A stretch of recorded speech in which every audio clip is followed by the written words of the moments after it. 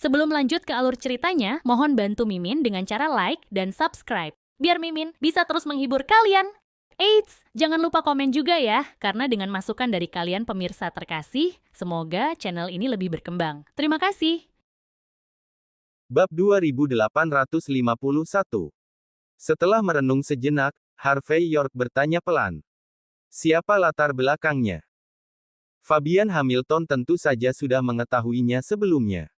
Ini cukup luar biasa. Dia adalah keponakan dari keluarga Leo dari Kekaisaran Matahari yang tak pernah terbenam, dan juga Komandan Ksatria Templar, Matteo Leo.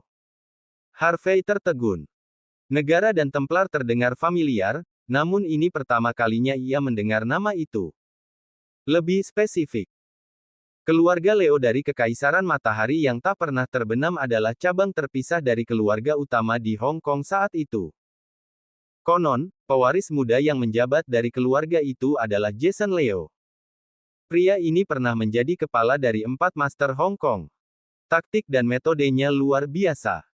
Matteo adalah anak buah terbaik dari semuanya. Jason, Matteo, dan keluarga Leo. Harvey tersenyum kecil setelah bergumam sendiri beberapa saat. Aku akan segera ke sana. Tunjukkan rekaman pengawasannya. Melihat latar belakang lawan dan cara mereka bergerak, Harvey merasa mereka datang pada waktu yang sangat tepat. Ia tidak yakin apakah ini adalah kembalinya seorang pria kuat atau kebangkitan seseorang yang benar-benar baru. 4 jam kemudian, pada malam hari setelah matahari terbenam, Harvey tiba di Mordu Casino Palace, Las Vegas. Awalnya, tempat ini didirikan oleh Jacques Hamilton dan keluarga Jin Mordu. Namun, pada saat itu, Mandy Zimmer telah menarik seluruh saham keluarga Jin. Sebagai bentuk terima kasih kepada Harvey, keluarga Hamilton memutuskan untuk mentransfer lisensi kasino atas namanya. Sayangnya, Matteo muncul entah dari mana dan menyebabkan kekacauan besar. Ketika Harvey tiba di ruang VIP, Fabian sudah menunggu. Ia tidak membuang waktu dan langsung memberitahu apa yang telah terjadi. Kemarilah, Tuan York. Aku menerima kabar setengah jam yang lalu. Matteo sedang dalam perjalanan menuju istana kasino dari hotelnya. Aku rasa, dia hampir sampai. Harvey mengangguk pelan. Bawa aku ke ruang pengawasan. Aku ingin melihat bagaimana legenda judi dari Kekaisaran Matahari yang tak pernah terbenam ini bisa menghancurkan keluargamu sedemikian rupa. Fabian tersenyum pahit mendengar perkataan Harvey, lalu memberi isyarat untuk mengantar Harvey ke ruang pengawasan.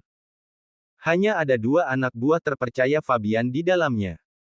Saat Fabian dan Harvey masuk, terlihat para bawahan terpercaya itu dengan cekatan mengoperasikan komputer mereka. Meja nomor 1 di dalam ruang VIP ditampilkan di layar. Beberapa orang muda berjalan menuju meja sambil menunjukkan senyuman ramah sebelum duduk di depan bandar. Pria yang duduk di tengah memiliki tubuh ramping dan tampan, memancarkan aura kebangsawanan. Jelas dia adalah seorang pria dari timur. Ia memiliki rambut ikal dan mata yang bersinar terang, seperti aktor tampan dalam film. Meski begitu, tatapannya memiliki nuansa dingin. Karena hanya sekilas, hampir tidak ada yang menyadarinya. Harvey sedikit terdiam setelah melihat pria yang tampak seperti selebriti internet itu. Ia pikir ia akan melihat seorang pewaris muda yang sangat arogan, tinggi, dan berkuasa yang bahkan enggan memandang orang lain. Namun pria ini tampak begitu lembut, seolah-olah ia adalah seekor domba yang tak berbahaya. Bisa dibilang, pria ini bisa menjadi pangeran impian bagi setiap wanita. Dan pada saat yang sama, pria seperti ini pasti menyimpan sesuatu yang lebih dari sekadar penampilan. Bab 2852. Harvey York menyesap segelas air di atas meja sambil menyuruh seseorang menyesuaikan kamera agar menghadap ke Matteo Leo. Pada saat itu, senyum hangatnya membuat Harvey berpikir keras. Sementara itu, di VIP 1, Matteo mengangguk kepada orang-orang di sekelilingnya setelah duduk, lalu menatap bandar dengan senyum tipis. Terima kasih untuk malam ini, Nona. Tolong sampaikan kepada atasanmu bahwa aturan akan tetap sama seperti beberapa malam terakhir. Kamu bisa membawa siapapun untuk menantangku. Kamu juga bisa mengganti pemain di tengah permainan. Nada bicara Matteo sangat lembut. Tak ada kesan agresif sedikit pun dalam kata-katanya, seolah-olah ia hanyalah pria baik hati yang tinggal di sebelah rumah. Hal ini tidak hanya memberi kesan baik kepada penonton, tetapi bahkan para staf pun sangat menyukainya. Bagaimanapun, dibandingkan dengan orang-orang kaya yang marah-marah setelah kalah, Matteo seperti angin segar bagi mereka. Di ruang pengawas, Harvey berkata dengan tenang. Menarik. Entah dia benar-benar yakin akan menang, atau dia sama sekali tidak peduli. Tapi karena dia datang, tentu saja dia peduli. Dia sangat percaya diri akan menang. Tapi kenapa? Harvey melirik Fabian Hamilton. Fabian tertawa pahit. Kalau aku tahu, aku tidak akan memanggilmu dari awal. Dari apa yang ku ketahui sejauh ini, dia sangat berbakat, selain juga tampan. Banyak wanita kaya di sini menjulukinya sebagai pangeran judi. Sejujurnya, dengan gaya lamaku, aku pasti akan mengajaknya bergabung, bahkan dengan harga tinggi sebagai manajer kehormatan atau pemegang saham. Sayangnya dia tidak tertarik dengan semua itu. Dia ke sini untuk mendapatkan lisensi kasino. Fabian menunjukkan simpati. Bagi keluarga Raja Judi, mereka menyukai pria yang tak terkalahkan di meja judi seperti Matteo. Akan jauh lebih baik jika mereka bisa menarik orang seperti ini ke pihak mereka. Sayangnya, pria itu tidak bisa dipengaruhi. Harvey mengangguk tanpa berkata apa-apa sambil menatap layar. Matteo kemudian mengeluarkan kontrak perjanjian saham berwarna merah dan dengan tenang meletakkannya di atas meja. Fabian kembali tertawa pahit. Lisensi kasino dibagi menjadi 10 kontrak perjanjian saham. Setelah memiliki semua 10, lisensinya lengkap. Matteo sudah punya 5 sekarang. Harvey mengangguk. Saat itu, seorang pria gemuk parubaya dikirim untuk menjadi bandar. Ini salah satu dari 8 penjudi hebatku, yang biasanya tak terkalahkan dalam berjudi. Tapi malam ini akan berbeda. Harvey menunggu dengan tenang tanpa berkata apa-apa. Di layar, sang bandar mulai membagikan kartu. Kedua pihak memandangi kartu mereka masing-masing dengan tenang tanpa berbicara. Satu-satunya hal aneh adalah bahwa Matteo akan menjentikkan jarinya setiap kali menunjukkan kartunya, sebagai bentuk antusiasme. Orang-orang dari istana kasino mengatakan ini adalah kebiasaan umum di sini bagi banyak orang. Selain itu, Matteo tidak tampak mencurigakan sama sekali. Sesuai kesepakatan, permainan dianggap selesai setelah Matteo menang 2 dari 3 ronde. Ekspresi tenang sang penjudi hebat langsung memudar seketika. Jelas bahwa ia tahu dirinya telah kalah. Bab 2853. Menurut kesepakatan, masih tersisa 1 putaran lagi yang harus dimainkan. Meskipun keluarga Hamilton masih memiliki kesempatan untuk bangkit, mereka sebenarnya sudah kalah. Mereka bisa sedikit menyelamatkan muka kasino jika berhasil memenangkan setidaknya 1 putaran. Namun jika kalah dalam 3 putaran sekaligus, reputasi sang raja judi akan tercoreng selamanya. Ekspresi Fabian Hamilton terlihat sangat buruk saat menyadari bahwa mereka takdirnya kalah lagi. Tuan York, apakah kamu melihat sesuatu yang mencurigakan? Bisiknya. Harvey York mengernyit, menyesuaikan beberapa kamera pengawas, lalu menyuruh yang lain untuk fokus pada bandar dan pria parubaya.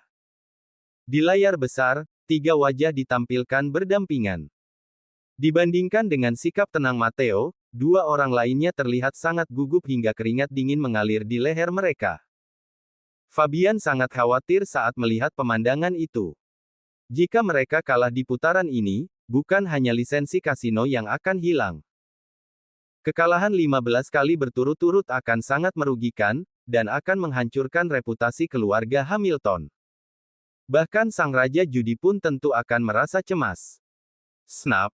Matteo menjentikkan jarinya sekali lagi sebelum menunjukkan senyum tipis. Kita lanjutkan. Pria parubaya itu tidak menjawab, namun Harvey bisa melihat ekspresi ketakutannya sebelum akhirnya menjadi kosong. Melihat perubahan ekspresi Harvey, Fabian ragu sejenak. Tuan York, Setiap raja judi dipilih secara ketat oleh keluarga kami. Mereka tidak hanya ahli dalam berjudi dan beruntung, tetapi juga sangat loyal terhadap keluarga. Kami memperlakukan mereka dengan sangat baik. Mereka hidup dengan kemewahan dan dijaga oleh banyak pengawal. Orang-orang ini tidak mungkin mengkhianati keluarga dalam situasi seperti ini. Harvey mengangguk ringan. Raja judi kalian mungkin tidak pernah mengkhianati kalian sebelumnya, dan mungkin juga tidak akan melakukannya di masa depan. Tapi itu tidak berarti mereka tidak akan melakukannya sekarang. Fabian terdiam. Maksudmu?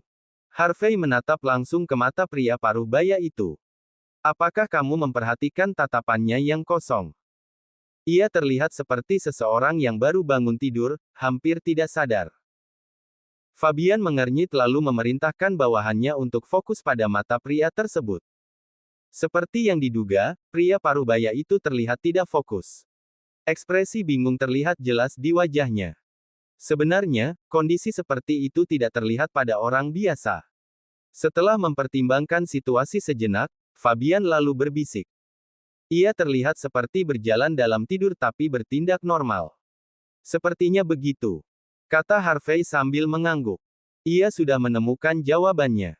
Ia sedang sedikit terhipnotis. Terhipnotis. Fabian terdiam. Itu tidak terlihat seperti hipnosis. Dia terlihat sangat ketakutan sekarang. Dia bahkan mengernyit, berpikir apakah dia harus meminta kartu lagi. Dia tidak tampak seperti orang yang terhipnotis. Orang yang terhipnotis pasti terlihat seperti mayat hidup. Apa aku salah? Fabian tentu paham bagaimana hipnotis bekerja karena pengalamannya yang luas. Namun, pemandangan di hadapannya tidak terlihat seperti itu. Akan lebih mudah jika orang yang terhipnotis diminta berbicara atau beraksi, tapi akan hampir mustahil bagi mereka untuk tetap sadar saat dikendalikan di tengah permainan. Bagaimanapun juga, ini bukan adegan dari film. Bab 2854. Itulah sebabnya aku mengatakan ini adalah hipnotis ringan. Jawab Harvey York dengan tenang. Trik hipnotis seperti ini digunakan oleh ksatria Templar sendiri dan dianggap sebagai seni yang sakral. Tujuannya sederhana. Ini digunakan untuk meyakinkan diri mereka bahwa mereka adalah ksatria Templar dan mereka tak terkalahkan dengan kekuatan cahaya suci. Pada tingkat tertentu, ini dapat meningkatkan kekuatan mereka. Keadaan mental manusia sangat mempengaruhi mereka. Jika mereka percaya bahwa mereka tak terkalahkan, mereka akan menjadi lebih menakutkan dibandingkan dengan ksatria biasa. Dan jika tebakanku benar, komandan di sini pasti telah menguasai hipnotis cahaya. Dia tidak perlu sepenuhnya mengendalikan lawannya. Yang dia perlukan hanyalah membuat lawannya merasa bahwa mereka akan kalah. Dengan keterampilan berjudi yang dimilikinya, dia akan secara alami tak terkalahkan melawan lawan yang telah kehilangan seluruh rasa percaya diri mereka. Ini adalah pertama kalinya Fabian Hamilton mendengar hal seperti ini, tetapi dia segera memahami. Nasihat psikologis pasti akan memberikan pengaruh yang signifikan pada orang. Misalnya, terapi placebo adalah salah satu sugesti psikologis yang paling berhasil hingga saat ini. Namun, hal seperti ini memerlukan kondisi pemicu. Nasihat dimulai pada pasien sakit ketika mereka mulai mempercayai para profesional. Ini tidak berbeda dengan menghipnotis diri sendiri secara sukarela. Tapi bagaimana peluang seperti ini bisa muncul di meja permainan? Fabian berpikir tentang pertanyaan ini. Jika tebakanku benar, itu terjadi ketika dia menjentikkan jarinya. Kata Harvey dengan tenang. Setiap orang secara instingtif akan melihat tangannya ketika dia menjentikkan jarinya. Dia akan mulai menggunakan triknya begitu itu terjadi. Tapi hipnotis cahaya seperti ini adalah praktik yang menghabiskan banyak energi. Jika dia ingin menggunakannya pada orang lain, dia harus membayar harga yang mahal. Inilah alasan mengapa Matteo Leo memilih untuk bermain hanya 3 putaran maksimal. Ini mungkin adalah batasnya. Jika ada lebih dari 3 putaran, dia mungkin tidak bisa lagi mengendalikan lawannya. Apakah dia benar-benar sehebat itu? Fabian mengerutkan kening sedikit. Jika seseorang merasa akan kalah, bukankah mereka harus lebih berhati-hati? Jika begitu, bagaimana Matteo bisa menang? Sederhana. Cukup tunggu sampai lawannya menyerah. Harvey menunjukkan ekspresi acuh tak acuh. Orang yang percaya bahwa mereka akan kalah akan terus menambah kartu ke tangan mereka hanya untuk merasa aman. Menambah satu atau dua kartu dalam permainan seperti blackjack itu wajar. Tapi jika terlalu banyak, mereka akan terpaksa bangkrut. Kamu juga bisa memeriksa rekaman sebelumnya. Kecuali ketika Matteo memiliki tangan yang bagus, dia pasti menang karena lawannya terus menyerang. Termasuk putaran ini di sini. Fabian terkejut. Seharusnya dia bisa menyadarinya. Namun, perhatiannya begitu terfokus pada Matteo dan anak buahnya sehingga dia benar-benar melupakan detail penting seperti itu. Betapa legendarisnya kekeliruan ini. Seperti yang diharapkan, setelah memiliki total 18 poin di tangan sang penjudi hebat, dia terus meminta kartu lebih banyak sebelum akhirnya meraih kemenangan dengan 3 kartu di tangannya. Matteo dengan mudah memenangkan 3 putaran berturut-turut lagi. Bab 2855. Seluruh istana kasino menjadi kacau. Semua orang menyaksikan saat keluarga Hamilton kehilangan 10% lagi dari lisensi kasino mereka. Jika Matteo Leo terus menang, Mordu Casino Palace akan segera memiliki pemilik baru. Di dalam ruang pengawasan, Fabian Hamilton mengenakan ekspresi mengerikan. Harvey York menyadari. Dia akhirnya memahami setiap detailnya. Matteo menjentikkan jarinya untuk menggunakan hipnosisnya, membuat lawannya merasa seperti dia akan kalah. Dengan cara ini, dia bisa memanfaatkan perubahan tersebut untuk sepenuhnya mengalahkan keluarga Hamilton. Rencana yang bagus, Matteo. Fabian menarik napas dalam-dalam dan berdiri. Terima kasih atas bimbinganmu, Tuan York. Menurut aturan di Las Vegas, orang yang menipu harus memotong jarinya. Matteo sudah menipu selama 5 hari berturut-turut saat ini. Aku harus mencari seseorang untuk memotong tangannya sekarang juga. Fabian berbicara dengan nada dingin sambil menunjukkan ekspresi yang sangat meremehkan, penuh dengan niat membunuh. Inilah wajah sejati dari Raja Judi. Jangan terburu-buru. Harvey menggelengkan kepala dengan ekspresi tenang. Pertama, kita tidak memiliki bukti apapun yang dapat membuktikan hipnotis ringan itu mungkin. Kita hanya melihat Matteo menjentikkan jarinya di ruang pengawasan. Tetapi banyak orang memiliki kebiasaan yang sama. Kita tidak bisa membuktikan apapun dengan cara ini. Kedua, ada banyak pendukung Matteo di sini. Wanita-wanita kaya ini mungkin tampak biasa bagimu, tetapi latar belakang dan otoritas mereka pasti sangat luar biasa. Jika kamu memotong tangan idola mereka tanpa bukti yang kuat, apakah kamu benar-benar berpikir kita bisa menyelesaikan masalah ini tanpa konsekuensi? Ketiga, yang paling penting adalah bahwa Matteo saat ini sudah memiliki 60% saham. Jika dia marah dan tidak ingin bermain lagi, Mordu Casino Palace pasti akan memiliki pemilik baru pada waktu itu kan? Ketika kamu kalah dalam permainan ini, kamu kehilangan inisiatif, Fabian. Harvey mengulurkan tangan dan menepuk bahu Fabian. Pada titik ini, kamu hanya bisa mengikuti irama Matteo. Jika dia ingin melanjutkan perjudian, kamu bermain dengannya. Fabian mengeluarkan niat membunuh sebelum menghela napas. Harvey benar. Setelah kekalahan terakhir, keluarga Hamilton tidak punya pilihan selain tetap pasif.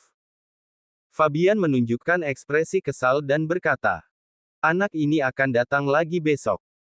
Berdasarkan sikapnya, dia tidak akan menyerah sampai dia mendapatkan seluruh lisensi kasino. Tidak perlu terburu-buru. Kita masih punya 4 kesempatan lagi kan? Tidak. Dia tersenyum. Selain itu, untuk keluargamu, hal-hal yang hilang di meja judi harus dimenangkan kembali dengan cara yang sama kan? Kalau tidak, bagaimana kamu tetap relevan di sini di Las Vegas? Lisensi kasino ini sudah milikku sejak awal. Aku akan bermain dengan anak ini besok. Setelah Fabian mengucapkan terima kasih kepada Harvey, Harvey meninggalkan istana kasino. Dia memang tidak tertarik dengan trik-trik kecil yang dimainkan oleh seorang penjudi. Dia berencana untuk merebut kembali lisensi kasino Fabian keesokan harinya pada waktu senggangnya. Lagi pula, dalam pandangan Harvey, trik-trik kecil Matteo tidak akan pernah cukup baik untuk mengalahkannya. Bab 2856. Sesuai dengan rencana Harvey York, ia ingin Fabian Hamilton menjadi lawan berikutnya dari Matteo Leo. Namun, Fabian tidak menemui Matteo secara langsung. Sebaliknya, ia menyambut tantangan Matteo terhadap Mordu Casino Palace melalui berbagai platform media sosial. Pada saat yang sama, keluarga Hamilton telah mempersiapkan para ahli mereka untuk pertarungan selanjutnya. Seluruh Las Vegas menjadi heboh setelah mendengar kabar tersebut. Bagaimanapun, Raja Judi sudah bertahun-tahun tidak muncul di media. Fabian mengumumkan berita ini dengan dua tujuan. Pertama, untuk menunjukkan kepada semua orang bahwa keluarga Hamilton tidak terkait langsung dengan insiden tersebut. Dengan begitu, citra keluarga akan terlihat lebih baik di mata publik. Kedua, keluarga Hamilton siap untuk berperang. Secara sederhana, jika keluarga Hamilton menang dalam permainan berikutnya, semua keraguan terhadap mereka akan hilang seketika. Namun jika mereka kalah, maka di mata Harvey, pertempuran yang tampak sederhana ini justru menjadi perjuangan hidup dan mati bagi keluarga Hamilton. Tanpa memedulikan kekacauan di Las Vegas, Harvey kembali ke villa tamannya di Hong Kong untuk beristirahat. Ia bangun keesokan harinya dan melakukan jogging pagi. Udara di jalan setapak kayu di pinggir laut terasa menyegarkan. Bersama hembusan angin laut yang lembab, itu adalah suasana yang benar-benar menenangkan. Harvey siap menghadapi Matteo malam itu, meski tidak terburu-buru. Setibanya kembali di villa taman, Harvey menyadari bahwa Queenie York telah pergi. Setelah mempertimbangkan situasinya sejenak, ia memutuskan untuk naik taksi menuju Luxus Konsorsium. Situasi perusahaan memang sudah ditangani, namun Harvey masih merasa sedikit khawatir karena ini adalah momen krusial bagi Queenie untuk naik ke tampuk kekuasaan. Ketika Harvey tiba di kantor CEO eksekutif, dua pria dan satu wanita sudah berdiri tepat di depan pintu masuk. Keempat orang itu adalah orang Barat. Mereka semua bertubuh tinggi dan kuat, menyamarkan bau badan mereka dengan parfum yang sangat menyengat. Aroma mereka meninggalkan kesan yang kuat.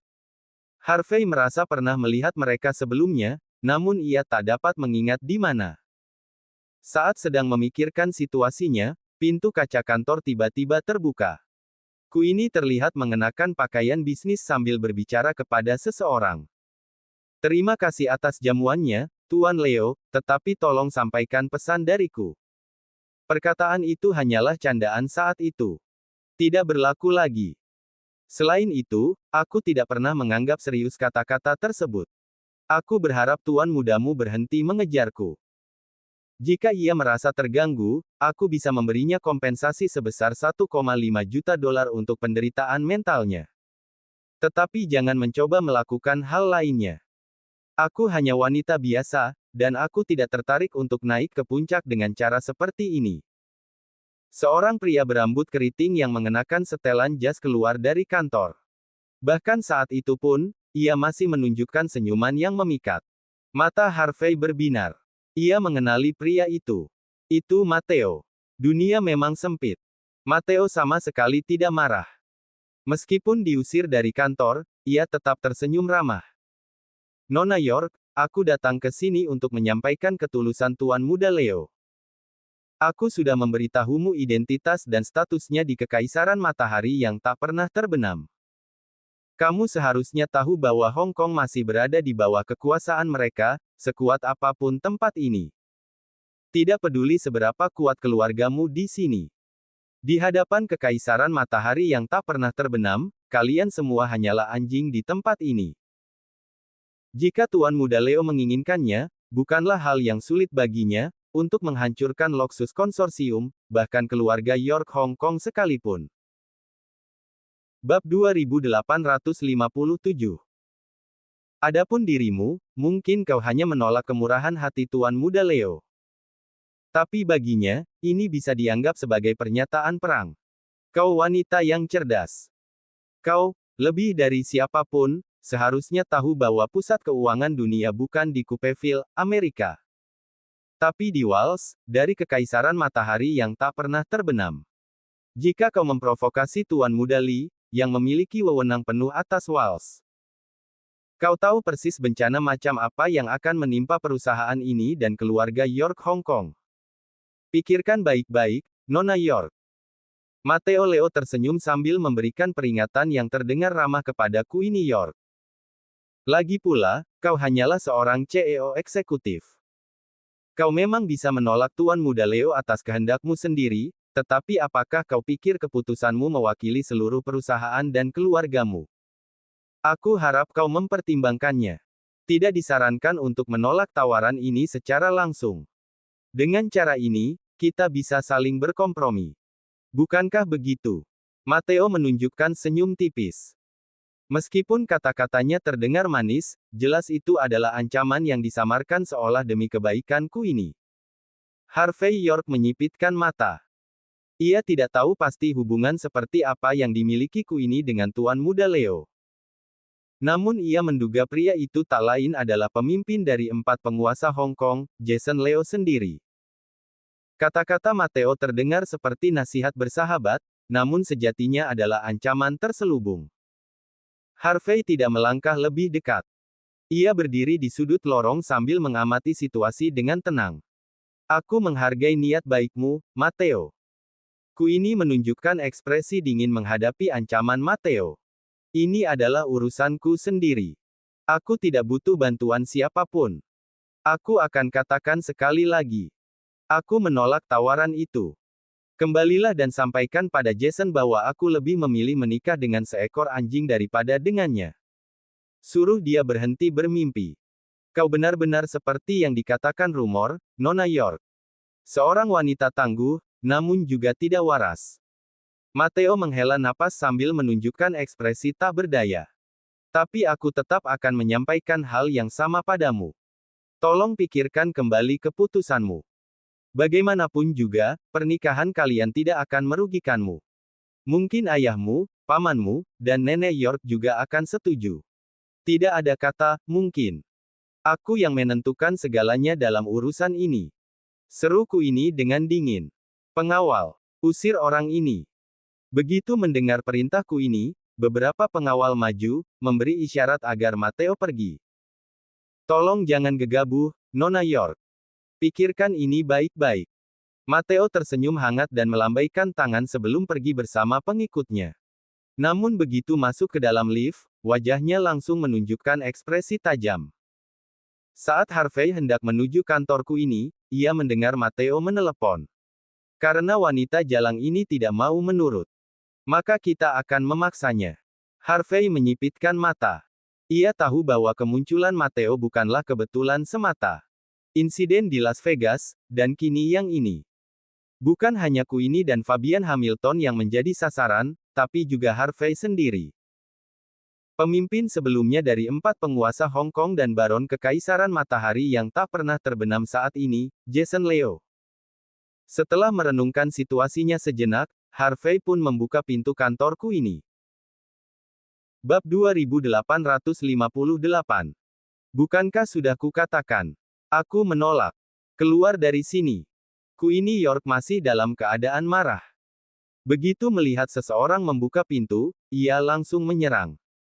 Begitu caramu memperlakukan orang yang memberimu jabatan ini, CEO eksekutif York. Harvey tertawa kecil. Queenie pun sadar dan menarik napas dalam-dalam untuk menenangkan dirinya. Maaf. Kukira kamu. Tidak perlu. Kata Harvey sambil tersenyum. Aku sejak tadi berada di luar. Apa? Baru beberapa hari menjadi CEO eksekutif dan sudah ada yang datang mencarimu. Harvey sengaja mengalihkan pembicaraan untuk memberi Queenie ruang pribadi. Queenie tak berniat menyembunyikannya. Setelah menarik napas panjang, ia berkata, "Karena kamu berada di luar, kamu pasti mendengar apa yang terjadi kan? Mateo Leo adalah bawahan kepercayaan Jason Leo. Kamu tahu dia. Aku hanya pernah mendengar namanya, tidak terlalu mengenalnya." Jawab Harvey tenang. Queenie mengerutkan kening sejenak. Jason adalah sosok paling legendaris di Hong Kong dan Las Vegas. Awalnya dia hampir tak dianggap sebagai bagian dari keluarga Leo, salah satu dari 4 keluarga besar Hong Kong. Tapi dia dibesarkan di Wales. Sekitar 6 tahun lalu, dia pindah ke Hong Kong dan tinggal di sana selama beberapa tahun. Dalam waktu itu, dia memaksa menyatukan kembali sumber daya keluarga Leo yang tercerai-berai dan mendorong keluarganya ke puncak, hingga akhirnya menjadi kepala dari 4 penguasa Hong Kong. Saat dia memegang kendali, keluarga Leo nyaris setara dengan keluarga York Hong Kong. Tapi setelah keluarga York melihat ambisinya, keluarga Leo memutuskan untuk membesarkan Chris Leo dan mengusir Jason kembali ke Wales. Dikatakan bahwa Jason jatuh dalam keterpurukan setelah kembali ke kekaisaran matahari yang tak pernah terbenam. Semua orang mengira dia akan gagal, jadi tak ada yang memperhatikannya. Tapi setelah 6 tahun, dia kembali dengan kekuatan penuh. Untuk saat ini, hanya Matteo yang muncul di sini, tapi melihat dari ucapannya, Jason kemungkinan akan datang dalam beberapa hari ke depan. Comeback besar, katamu. Harvey tertawa kecil. Jadi, apa hubunganmu dengan Jason? 6 tahun lalu, kami memiliki perjanjian pernikahan, tapi aku tidak pernah mengakuinya. Queenie dipenuhi amarah. Bab 2859. Salah satu alasan dia kembali adalah untuk mewujudkan hal itu. Dia meminta Matteo untuk mengirim pesan, mengatakan bahwa jika aku tidak memenuhi kesepakatan sejak saat itu, dia akan menuntaskan urusannya dengan keluarga York Hong Kong. Aku tidak menyetujui pernikahan itu. Itulah sebabnya Matteo pergi dengan ekspresi kecewa. Masalahnya, kesepakatan itu tertulis di atas kertas. Ada banyak persyaratan tambahan juga. Jika keluarga York Hong Kong tidak mematuhinya, kami harus membayar harga yang sangat mahal. Dengan dukungan dari keluarga kerajaan Kekaisaran Matahari yang tak pernah terbenam, dan identitasnya sebagai wakil komandan Ksatria Templar. Dua hal itu saja sudah cukup baginya untuk melakukan apapun yang dia inginkan di Hong Kong dan Las Vegas. Semua orang seharusnya memberikan penghormatan kepadanya. Itulah sebabnya kemungkinan besar keluarga York Hong Kong akan melanjutkan pernikahan tersebut. Harvey York mengernyit. Termasuk kepala keluarga juga. Queenie York menggeleng. Ayahku tidak akan pernah menyetujui hal ini. Bagaimanapun juga, anak perempuan yang menikah dianggap telah meninggalkan keluarga. Setelah aku menikah dengan Jason, aku harus melepaskan seluruh wewenangku di keluarga ini untuk selamanya. Tetapi karena biaya untuk membatalkan pernikahan terlalu besar, Nenek York pasti akan menolaknya. Ayahku selalu menghormati para sesepuh. Ucapku ini dengan cemas. Dia tahu bahwa hal ini akan sulit diatasi. Keluarga kaya tidak memiliki rasa kekeluargaan yang sejati. Lagi pula, aku hanyalah anak angkat. Harvey mengernyit. Melihat situasi saat ini, mungkin kamu bukan target mereka. Sebaliknya, mereka mungkin mengincar Tuan Besar York. Kata Harvey dengan tenang. Tuan Besar York menggunakanmu untuk menahan Vince York. Vince selalu mengambil tindakan drastis untuk membawa kembali Jason Leo. Rencana yang bagus. Queenie terdiam sejenak mendengar ucapan Harvey sebelum menggertakkan giginya. Bajingan itu. Lalu, apa yang harus kita lakukan sekarang? Apakah kita hanya akan duduk diam dan melihat rencana mereka berhasil? Harvey teringat senyum lembut Matteo Leo sebelum berdiri dan merenungkan situasinya. Tidak sepenuhnya. Yang perlu kita lakukan adalah membuat Jason sendiri yang membatalkan pernikahannya. Benar. Mataku ini berbinar. Menurut kontrak, siapapun yang membatalkan pertunangan akan menerima hukuman. Kalau Jason yang melakukannya, maka akan ada akibatnya. Tapi, apakah dia akan melakukan hal seperti itu? Bagaimanapun juga, dia kembali dengan sangat kuat. Terus terang, kedatangan Jason ke sini hanyalah bagian dari perseteruan antara Vince dan kita. Jawab Harvey dengan tenang. Kalau kita membiarkan mereka menang di putaran ini, maka semua yang telah kita lakukan akan sia-sia. Jangan khawatir. Aku akan menangani ini. Queenie terdiam sebelum menunjukkan ekspresi bingung di wajahnya. Terima kasih. Tidak perlu berterima kasih. Ia tersenyum. Aku hanya menjalankan tugasku. Jika Vince memiliki integritas dan bakat, serta rasa tanggung jawab untuk tidak menyalahgunakan posisinya sebagai bangsawan, aku bahkan tidak akan peduli dengan kondisi keluargamu, sampai pada titik ia bersekongkol dengan Islander. Aku tidak rela melihat keluarga York Hong Kong berada di bawah kendali orang seperti itu. Queenie sedikit bingung. Ia pikir Harvey hanya mendukung Marcel York dan dirinya demi kepentingan pribadi. Namun ia tidak menyangka bahwa Harvey melakukan semua ini demi negara. Dibandingkan dengan para bajingan egois seperti Vince, pria ini jauh lebih unggul. Bab 2860. Inilah pria sejati. Setelah mendiskusikan situasinya, Harvey meninggalkan Queenie sendirian dan mulai memeriksa beberapa dokumen di laptop yang ada di ruang istirahat. Masih pagi. Masih banyak waktu sebelum pertandingan di Las Vegas dimulai. Karena Harvey belum memiliki tempat lain untuk dituju untuk sementara waktu, ia memutuskan untuk tinggal di sana dan membantu Queenie.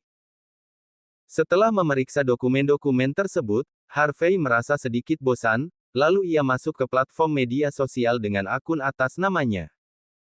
Video pertama yang muncul adalah berita sensasional dari dunia hiburan. Aurora Parker, selebritas terkenal dari Durin, ternyata memiliki green card dari Kekaisaran Matahari yang tak pernah terbenam. Pada saat yang sama, ia juga mengunggah video yang menjadi cukup populer. Isi videonya sederhana. Aurora tanpa malu memuji Kekaisaran Matahari yang tak pernah terbenam. Harvey York mengklik video tersebut dan melihat Aurora mengenakan pakaian tradisional, menampilkan wajah cantiknya di layar. Selebriti yang terkenal berkat Durin itu, dengan lancar berbicara dalam bahasa Kekaisaran Matahari yang tak pernah terbenam. Baru-baru ini, seorang penggemar bertanya mengapa aku memutuskan untuk mendapatkan green card dari Kekaisaran Matahari yang tak pernah terbenam. Ini yang aku katakan kepada semua orang. Untuk mencium aroma kebebasan. 5 hari lalu, saat aku turun dari pesawat. Aku membawa 5 masker dan berniat memakai satu di antaranya. Namun saat aku menghirup udara di sana, aku melepas maskerku. Udara di sini dipenuhi kebebasan. Begitu menyegarkan. Kemewahan aneh inilah yang membuatku mendapatkan green card. Video pendek yang sederhana itu cukup untuk menarik jutaan penonton. Ada komentator yang mendukung Aurora, dan ada pula yang mengkritiknya. Namun tidak diragukan lagi, Aurora menjadi semakin populer hanya karena video ini. Wanita ini. Harvey mengernyit sebelum mengklik beberapa video pendek lainnya. Karena algoritma, semua video yang direkomendasikan berkaitan dengan Aurora. Ada orang-orang yang menghina reputasi Aurora dalam video tersebut, namun lebih banyak anak muda yang memuji keberaniannya dalam mengejar kebebasan. Harvey tahu bahwa para anak muda itu hanyalah penulis bayangan bayaran, tetapi ia tetap merasa cukup khawatir. Jika komentar-komentar tersebut terus menyebar, itu akan merusak nilai-nilai generasi muda, dan bisnis yang memiliki niat baik tidak akan membiarkan hal semacam itu terjadi.